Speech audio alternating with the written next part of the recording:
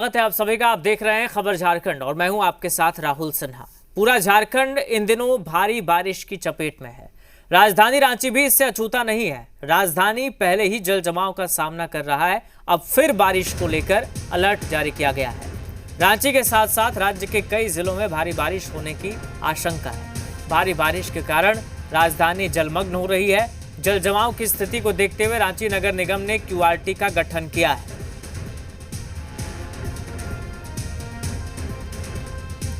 तो जल जमाव की स्थिति हो गई है। रांची नगर निगम ने क्यूआरटी का गठन किया है। पूरे झारखंड में इन दिनों बारिश हो रही है। राजधानी में पहले से ही जल जमाव की स्थिति है और अब फिर भारी बारिश को लेकर अलर्ट जारी किया गया है। रांची के साथ साथ राज्य के कई जिलों में भारी बारिश का अनुमान है।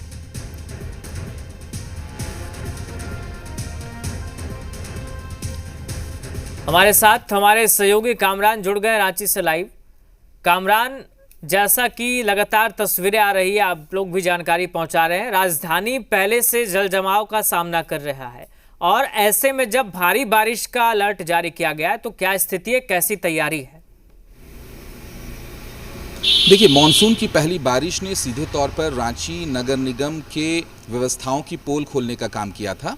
शहर के विभिन्न इलाकों में लगातार जल जमाव की स्थिति देखने को मिल रही थी और अभी फिलहाल बारिश नहीं हो रही है, लेकिन मौसम विभाग का अनुमान है कि दोपहर होते होते एक बार फिर मूसलाधार बारिश दर्ज की जाएगी।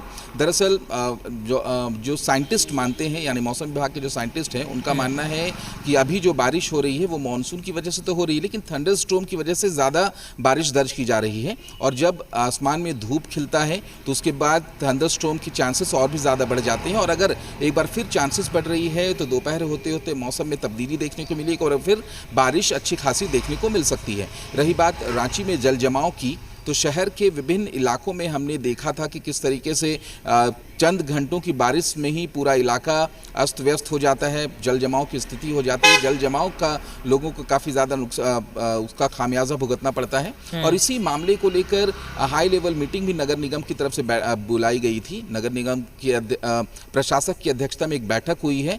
बैठक में तमाम व्यवस्थाओं को सुदृढ़ करने के दिशा निर्देश दिए गए हैं। साथ ही साथ अपने जितने भी नगर निगम के कर्मचारी और अधिकारी हैं, उन्हें शहर के अलग अलग इलाकों में रहने के निर्देश दिए गए हैं और व्यवस्थाओं को सुदृढ़ करने के डायरेक्शंस दिए गए हैं। साथ ही लोगों से यह भी अपील की गई है कि प्लास्टिक का इस्तेमाल वो पूरी तरीके से बंद कर दें, क्योंकि प्लास्टिक के इस्तेमाल करने की वजह से जो प्लास्टिक है वो नालियों में चला जाता है और नालियों में जाने की वजह से नाली जाम हो जाते हैं। तो इस तरीके की स्थिति है। अब एक लंबा होमवर्क करने की जरूरत है रांची नगर निगम को कि आने वाले दिनों में किस तरीके से बारिश के पानी से जो जल जमाव होती है उससे बचाया जा सके, लेकिन फिलहाल स्थिति अच्छी नहीं है। बारिश होगी तो एक बार फिर जल जमाव की स्थिति देखने को मिलेगी। बिल्कुल कामरान, पार्टिकुलरली अगर रांची की बात करें, राजधानी की, तो उसको लेकर मौसम विभाग का क्या कहना है, विज्ञान केंद्र का?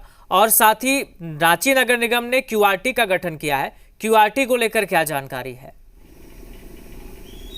देखिए, क्विक रिस्पांस टीम का गठन इसीलिए किया गया है कि कई इलाकों से जो तस्वीरें भी हमने दिखाई थी, अलग अलग जगहों पर जब बारिश होती है तो घरों में पानी घुस जाता है, सड़कें नालियों में तब्दील हो जाती हैं। तो ऐसी जब स्थिति हो तो तुरंत क्यूआरटी को इस बात की जानकारी दी जाए ताकि क्यूआरटी मौके पर पहुंचकर रिस्पांस करे और लोगों को वहां से बचाया जा सके। क्योंकि अमूमन पहले ये देखा जाता रहा था कि रांची में अगर बारिश होती है तो घुटने तक पानी रहता है, लेकिन आज की जो स्थिति है, इस मानसून की जो स्थिति है, गाड़ियाँ पानी में डूब गई है, पार्किंग जो है वो पूरी तरीके से डूब गए हैं, पार्किंग स्पेस जो होते हैं, तो एक बड़ी चुनौती है।